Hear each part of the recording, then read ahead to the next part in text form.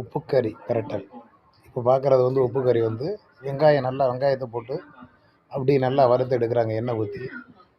அதுக்கு அடுத்தாப்புல அப்படியே பார்த்தீங்கன்னா, நேரா மிளகா பொடி போடுறாங்க. மிளகா பொடி போட்டு கொஞ்சம் இது பண்ணுறாங்க. அப்புறம் அதுக்கு பிறகு என்ன செய்கிறாங்க, நல்லா பிரட்டிக்கிட்டு இருக்காங்க. நல்லா பிரட்டி நல்லா இது பண்ணி எடுத்து அப்படியே பார்த்துக்கிட்டே இருக்க இன்னும் நல்லா அந்த வெங்காயம் வந்து நல்லா முருகலா வரும் வரைக்கும் பிரட்டுறாங்க. ஆமாம். நல்லா பிரட்டினோன்னே இப்போ உப்பு கறி அள்ளி போடுறாங்க. அதாவது நம்ம கிராமங்கள்ல வந்து உப்பு கறின்னா நல்லா தெரியும். காட்டுக்கறின்னு சொல்றது. கறி முதல்ல சமைக்க ஆரம்பிக்கையில அந்த உப்பு கறி தான் ஃபர்ஸ்ட்டு சமைக்க ஆரம்பிச்ச கறி.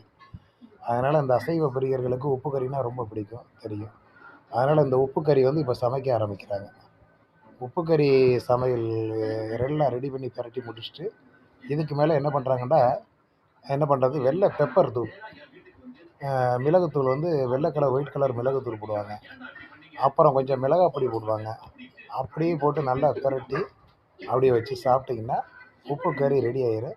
சாப்பாடு சூப்பரா இருக்கும். பழைய கஞ்சி, சாப்பாடு போடுறது.